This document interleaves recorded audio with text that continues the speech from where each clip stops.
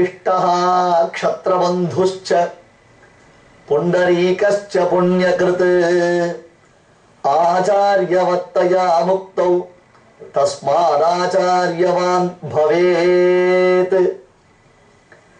சுவாமி, இந்த 10 நாட்களாக குருவினுடைய பிரபாவத்தை தாங்கள் மீண்டும் மீண்டும் சொல்லி வருகிறீர்கள். ஆச்சாரியன் என்றால் என்ன, அந்த ஆச்சாரியன் என்னும் பதத்தின் பொருள் என்ன, ஆச்சாரியனுக்கும் சிஷ்யனுக்கும் இருக்கக்கூடிய சம்பந்த விசேஷங்கள், ஆச்சாரிய லட்சணம், சிஷ்ய லட்சணம் என்று பல விஷயங்கள் தங்களால் நன்கு சொல்லப்பட்டிருக்கின்றது. அது சரி, அப்படித்தான் ஆச்சாரிய சம்பந்தத்தினால் நாம் நற்பயனை அடைவோம் என்பதற்கு எது பிரமாணம்? கீழே சொன்ன விஷயங்கள் சாஸ்திரத்தை கொண்டு காண்பிக்கப்பட்டதாக இருந்தால் கூட இது போன்று முறையாக குருவின் அருளினால் மேன்மையுற்றவர்களுடைய இலக்கணங்கள், உதாரணங்கள் உண்டா, அவர்களை குறித்த குறிப்புகள் உண்டா என்றதான ஒரு கேள்வி உண்டாகிறது அல்லவா? அந்த கேள்விக்கு விடையாகத்தான் இன்றைய உபன்யாசத்தில் 2 மாபெரும் இதிகாசங்களை, அதாவது 2 மாபெரும் கதைகளை நாம் பார்க்க போகின்றோம். பாபிஷ்டா க்ஷத்ரபந்துஷ்ச புண்டரீகஸ்ச புண்ணியகிருத் ஆச்சாரியவத்தயா முக்தௌ தஸ்மாத் ஆச்சாரியவான் பவேத். ஒரு மனிதனுக்கு குருவின் சம்பந்தம், ஆச்சாரியருடைய சம்பந்தம் இருக்க வேண்டும். ஆச்சாரியவான் புருஷோ வேத என்று வேத வாக்கியங்களும் ஆச்சாரிய சம்பந்தம் இருப்பவனைத்தான் மனிதனாக மதிக்க வேண்டும் என்று சொல்லுகிறது. 2 கதைகள் விஷ்ணு தர்மோத்தர புராணத்தில் பிரமாணங்களாக இந்த விஷயத்தில் நாம் ஐயம் திரிவு அற அவற்றை உணர்வதற்காக காண்பிக்கப்படுகின்றன. என்ன தெரியுமா? க்ஷத்ரபந்து, அதாவது கத்திரபந்து என்று அவனுக்கு தமிழில் பெயர். க்ஷத்ரபந்து என்பவன் ஒரு அரசன். அதே போன்று புண்டரீகர் என்பவரும் தர்மிஷ்டர், நற்காரியங்களை செய்யக்கூடியவர், தூய உள்ளம் படைத்தவர், பலருக்கும் உதவும் பரோபகாரத்தை செய்யக்கூடியவர்கள். இவர்கள் இருவரும் ஆச்சாரிய சம்பந்தத்தினால் அடைந்த பேற்றை நாம் பார்க்க போகிறோம்.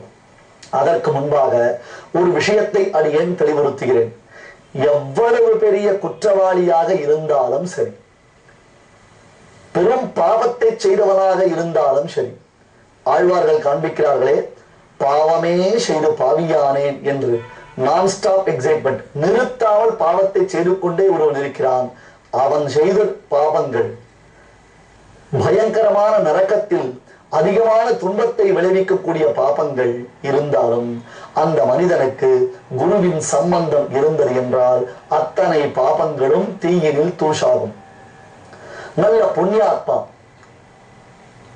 எல்லோருக்கும் உதவி செய்யக்கூடியவர், எல்லா நற்பயன்களையும் நன்கு கர்மானுஷ்டானங்களையும் செய்து எல்லோரையும் சமமாக பாவிப்பவர். ஆனால் அவருக்கு குருவின் சம்பந்தம் இல்லை என்றால் அவரால் நற்கதி அடைய முடியாது. இதுதான் இன்றைய இந்த ஸ்லோகத்தின் கதைகளாக அமைந்திருக்கக்கூடிய ஒரு மாபெரும் நீதி.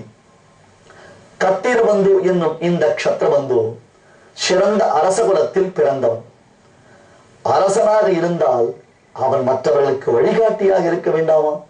யதா ராஜா ததா பிரஜா என்கிறது சாஸ்திரம். அரசன் எவ்வழியோ மக்கள் அவ்வழி என்பது நீதி நூல். ஆனால் இந்த க்ஷத்ரபந்து என்ன செய்தான்? க்ஷத்ரபந்து என்றால் என்ன பொருள் தெரியுமா? அரசர்களில் மிகவும் தாழ்ந்தவன். அதாவது அரச குலத்திற்கு உரிய பண்புகள் துளியும் இல்லாமல், ஆளுமைத்தன்மை இல்லாமல், மக்களை நல்வழிப்படுத்தும் மனோபாவம் அற்றவனாக, அடாது தீய செயல்களை புரிபவனாக இருந்தானேயானால் அவன் க்ஷத்ரபந்து. க்ஷத்ரியர்களுக்கு இவன் வேண்டாதவன். பந்து என்னும் சப்தம் இங்கே உறவினன் என்னும் பொருளில் அமைந்தது இல்லை, விபரீதமான பொருளை, அதற்கு நேர்மறையான பொருளை கொடுக்கக்கூடியது க்ஷத்ரபந்து. க்ஷத்ரியர்களுக்கு மிகவும் வேண்டாதவன், அவர்களால் வெறுக்கப்படுபவன் என்பது பொருள். இந்த அரசனுடைய உண்மை பெயர் என்ன என்பதை நாம் அறிய மாட்டோம். க்ஷத்ரியர்களினாலே, ஏனைய அரசர்களினாலேயும் உறவினர்களினாலேயும் இவன் வெறுக்கப்பட்டதினாலேயே இவன் க்ஷத்ரபந்து என்று பெயர் பெற்று விட்டான். அடாத செயல்களை செய்து வந்தான், தீய காரியங்களை செய்து வந்தான், மக்களை பலவிதத்திலும் துன்புறுத்தி வந்தான்.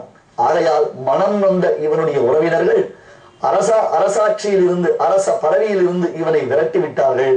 இவன் காட்டில் தன்னந்தனியாக சுற்றித் திரிந்து வருகிறான். இதிகாச சமுச்சயத்திலும் விஷ்ணு தர்மோத்தர புராணத்திலும் இந்த கதை காண்பிக்கப்படுகின்றது.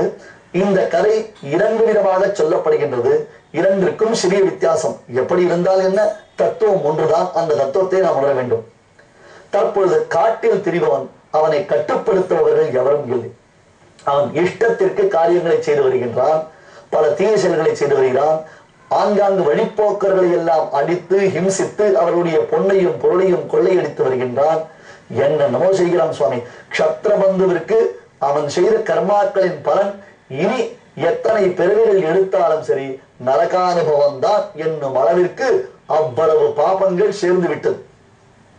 ஒரு நாள் எதேச்சையாக அவன் ஏதோ ஒரு சந்தர்ப்பத்தில் ஏதோ ஒரு காலத்தில் செய்த புண்ணியத்தின் பயன் அது. அதற்குத்தான் யாதிருச்சிக சுகிருத்தம் என்பது பெயர். நாம் நம்மை அறியாமல் செய்திருக்கக்கூடிய புண்ணிய விசேஷம். கீழே ஒரு உபன்யாசத்தில் நான் தெரிவித்தேன், குருவை அடைவதற்கு கூட ஏதோ ஒரு சந்தர்ப்பத்தில் புண்ணியம் செய்திருக்க வேண்டும். அந்த புண்ணியத்துடைய பலன் பலித்தால் தான் குருவை அடைய முடியும். உதாரணத்திற்கு நம் பெரியோர்கள் ஒரு விஷயத்தை காண்பிக்கிறார்கள். ஒருவனுடைய வயலில் பசுமாடு மேய்ந்து கொண்டிருக்கிறது. பசுமாடு மிகவும் புண்ணியமானதாயிற்று. எப்பொழுதும் பசுவை வணங்க வேண்டும் ஆயிற்று. கோமாதாவை பூஜிக்க வேண்டும் அல்லவா? பசுமாட்டை அடிக்க கூடாது, மிரட்டக்கூடாது. அதை வெகு ஜாக்கிரதையாக பார்த்து கொள்ள வேண்டும், பூஜிக்க வேண்டும். ஏனென்றால் பசுவின் அங்கத்தில், அந்த பசுமாட்டினுடைய உடலில் அனைத்து தேவர்களும் வாசம் செய்கின்றார்களாம். பசுவை பூஜித்து பிரதட்சணம் செய்தால் இந்த பூமியை பிரதட்சணம் செய்த பயனை நாம் அடைகிறோம் என்பதாக நம் பெரியவர்கள் காண்பிக்கிறார்கள். அந்த பசுமாடு இவன் வயலில் மேய்ந்து விட்டது. ஆகையால் அவனுக்கு கோபம். பசுமாட்டை அடிப்பதற்காக குண்டாந்தடி எடுத்து கொண்டு ஓடி வருகிறான். இவனுக்கு பயந்த பசுமாடு ஓடுகின்றது. நடுவே ஒரு கோவில் குறுக்கிடுகின்றது. விஷ்ணுவினுடைய ஆலயம் ஒன்று நடுவில் குறுக்கிடுகின்றது. அப்பொழுது இந்த பசுமாடு எதிர்புறமாக செல்லும் பொழுது அதை விரட்டி வருபவன் அதனை தான் பிடிக்க வேண்டும் என்னும் நோக்கத்தில் இப்படி பிரதட்சணமாக பசுமாட்டை எதிர்த்து கொண்டு செல்கிறான். அவன் வருவதை பார்த்து அந்த மாடு மறுபடியும் திரும்பி ஓடி வந்து விட்டது. அப்பொழுது கையில் தடியுடன் ஓடி வரக்கூடிய அந்த மனிதன் என்ன செய்வான்? கோவிலை முழுவதும் சுற்றி விடுவான் அல்லவா? இவனுக்கு கோவில், இந்த கோவிலை நாம் பிரதட்சணம் செய்கிறோம் என்னும் ஞானம் துளியும் கிடையாது. இவனுடைய நோக்கம் என்ன? பசுவை அடிப்பதற்காக ஓடி வந்திருக்கிறான். அவன் கைக்கு அகப்படாமல் பசுமாடு ஓடி சென்று விட்டது. ஆனால் இவனை அறியாமல் பகவான் ஸ்ரீ மகாவிஷ்ணுவனுடைய ஆலயத்தை ஒரு முறை பிரதட்சணம் செய்கிறான் அல்லவா? இதற்குத்தான் யாதிருச்சிக சுகிருத்தம். நம்மை அறியாமல் நாம் செய்யக்கூடிய புண்ணியம். நாம் தெரிந்து செய்யவில்லை, ஆனால் ஏதோ ஒரு விதத்தில் நமக்கு புண்ணியம் சேர்ந்திருக்கிறது. இந்த புண்ணியம் பலனளிக்கக்கூடிய சமயம் ஒன்று ஏற்பட்டது என்றால் அந்த சமயத்தில் நல் ஆசிரியரின் சம்பந்தம் நமக்கு உண்டாகும். நம் அனுபவத்திலேயே இதனை உணரலாம். எந்த புண்ணியத்தின் பலன் இது என்று தெரியாமல் இருக்கலாம். ஆனால் ஏதோ நம்மை அறியாமல் செய்த செயலின் பயனை இப்பொழுது நல் ஆசிரியர் சம்பந்தத்தினால் நாம் உணரலாம். அதுபோன்று தான் க்ஷத்ரபந்து அடாத தீய செயல்கள் பலவற்றை செய்தவனாக இருந்தாலும் இன்றைய தினத்தில் ஒரு நாள் நாரத முனிவருடைய தரிசனம் அவனுக்கு நடுக்காட்டில் கிடைத்தது. புண்ணிய தீர்த்தங்களுக்கு செல்கிறோம், புண்ணிய கஷேத்திரங்களுக்கு செல்கிறோம், ஆங்காங்கு ஆலயங்களுக்கு சென்று தெய்வங்களை வழிபடுகிறோம். இவற்றினால் நமக்கு பலன்கள் உண்டா? உண்டு. எப்பொழுது? தெரியாது. என்றைய தினத்தில் பலிக்கும்? தெரியாது. ஆனால் மகான்களை தரிசித்த மாத்திரத்தில் நமக்கு பலன் உண்டு. பெரியோர்களை, சாதுக்களை, பாகவதோத்தமர்களை, பக்தாகிரேசர்களை தரிசித்த மாத்திரத்தில் நமக்கு பலன் உண்டாகிவிடும். நாம் அனுபவத்தில் உணரலாம். இன்றைய தினம் அந்த பெரியாரை சேவித்தேன். சேவித்தவுடன் எனக்கு நல்ல காரியங்கள் பல நடைபெற்றன. அடடா, என்னே அந்த மகாத்மாவுடைய தெய்வீக தேஜஸ், என்னே அந்த மகாத்மாவுடையதான அனுகிரகம் என்று நாம் உணரலாம். இவனோ முருளன், துஷ்டன், போக்கிரி, வழிப்பறி செய்பவன், கொள்ளையடிப்பவன், மற்றவர்களை பார்த்தால் துளியும் கருணை இல்லாமல் ஜீவஹிம்சை செய்யக்கூடியவன். அந்த க்ஷத்ரபந்துவிற்கு நாரதரின் தரிசனம் கிடைத்தது. நாம் தற்பொழுது பகவத் ராமானுடைய வைபவத்தை தானே அனுபவித்து வருகிறோம். அதனுடைய தொடக்கம் தானே இது. சுவாமி ராமானுடைய வாழ்க்கையிலும் இது போன்ற நிகழ்ச்சி ஒன்று நடந்தது. பிள்ளை உறங்காவில்லி தாசர் என்னும் மாமல்லன் ஒரு முரடர். அந்த முரடர் கன்றுக்குட்டியை போல சுவாமி ராமானுஜருக்கு அடங்கினாராம். அது என்னே ராமானுஜருடைய கருணை. அதையால் தான் திருவரங்கத்தமுதனார் போற்றுகின்றார். காரே கருணை ராமானுஷா இக்கடலிடத்தில் ஆரே அறிவர் நின் அருளின் தன்மை என்று போற்றுகின்றார். இனி இங்கே கதைக்கு வரலாம். நாம் க்ஷத்ரபந்து நாரதரை வழிமறித்தான். ஓய் சுவாமி, என்ன கையில் வைத்திருக்கிறீர்? பொன்னும் பொருளும் இருக்கின்றதா என்று பலவிதமாக அவரை அதட்டி உருட்டி கேட்க, நாரதர் மென்மையாக சிரித்துக் கொண்டு, அப்பா, என்னிடத்தில் உள்ள பெரும் செல்வத்தை பெறும் தகுதி உன்னிடத்தில் இல்லை அப்பா. அதை பெறுவதற்கு நீ பக்குவப்பட வேண்டும். நான் அடையாத செல்வம் ஒன்று உண்டா? எவ்வளவு வழிப்பறி செய்திருக்கிறேன், எவ்வளவு கொள்ளை எடுத்திருக்கிறேன். உயர்ந்த ரத்னங்கள் உலகத்தில் என்னென்ன உண்டோ அவை அனைத்தையும் நான் கொள்ளையடித்து சேமித்து சம்பாதித்து வைத்திருக்கிறேன். இங்கே இந்த காட்டிலேயே அவன் ஒரு குடும்பத்தை நடத்தி வருகிறான்.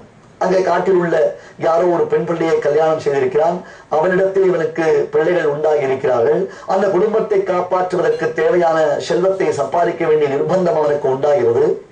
இதே போன்ற ஒரு சரித்திரம் தான் வால்மீகி மகரிஷியுடைய கதையாகவும் சொல்லப்படுகின்றது. இருந்தாலும் இங்கே க்ஷத்ரபந்துவின் விற்த்தாந்தத்தை நாம் பார்க்கிறோம். அப்பொழுது நாரதர் சிரித்துக் கொண்டே சொல்கிறார், பிள்ளாய், நான் என்னிடத்தில் உள்ள செல்வத்தை உன்னிடத்தில் தருவதற்கு முன்பாக முதலில் ஒன்று கேட்கிறேன். எதற்காக கொள்ளையடிக்கிறாய்? குடும்ப ரட்சணத்திற்காக. மனைவியை காப்பாற்ற வேண்டும், பிள்ளைகளை காப்பாற்ற வேண்டும், அப்படித்தானே? சரி, நீ கொள்ளையடித்து சேர்த்திருக்கக்கூடிய பொருளில் எல்லோருக்கும் பங்கு உண்டு உண்டு. ஆனால் நீ இப்படி கொள்ளையடிப்பதால் உண்டாகும் பாபத்தில் எல்லோருக்கும் பங்கு உண்டா? நீ செய்யும் தீய செயல் மிக பெரும் பாபமாயிற்று. அந்த பாபத்தில் பிள்ளையோ மனைவியோ மக்களோ பங்கு கொள்வதற்கு தயாராக இருக்கின்றார்களா என்று கேட்கிறார். இதுவரையிலும் யாரு சொல்லியும் காது கொடுத்து கேளாதவன், அனைத்து தீய செயல்களும் உருவெடுத்து வந்தவனாய் நிற்கக்கூடிய அந்த க்ஷத்ரபந்து முதன்முறையாக நாரதர் கேட்ட கேள்விக்கு பதில் தெரியாமல் திகைத்தான். தன்னிடத்தில் கேட்கப்பட்ட கேள்விக்கு என்ன பதில் சொல்வது? தான் சம்பாதித்த செல்வத்தில் பங்கு கொள்ளும் தன் பந்துக்கள் உறவினர்கள் இப்பொழுது பாபத்தில் பங்கு கொள்வார்களா என்று நாரத மகரிஷி கேட்கிறாரே. அப்படியானால் பாபம் மிகவும் கொடியதா, பெரியதா? நம்மை தவிர்த்த மற்றவர்களுக்கு அதில் பங்கு இல்லையா? அந்த பங்கீட்டை அவர்கள் பெறவில்லை என்றால் நாம் பெறும் பயன் என்ன? க்ஷத்ரபந்து சிந்திக்க ஆரம்பித்தான். அவனுக்கு நாரதரின் அருள் சித்தித்தது. பிள்ளை உறங்காவில்லி தாசருக்கு எம்பெருமானார் சுவாமி ராமானுஜரின் அருள் சித்தித்தது. அந்த க்ஷத்ரபந்து எவ்விதம் திருந்தினான்? ஆச்சாரிய சம்பந்தத்தின் மேன்மை என்ன? அதே போன்று புண்டரீகர் என்னும் பாகவதத்தவருடைய பெருமை என்ன? நாம் ராமானுஜரை காட்டிய வழியில் ஆச்சாரியன் பெருமையை தொடர்ந்து அனுபவிக்கலாம்.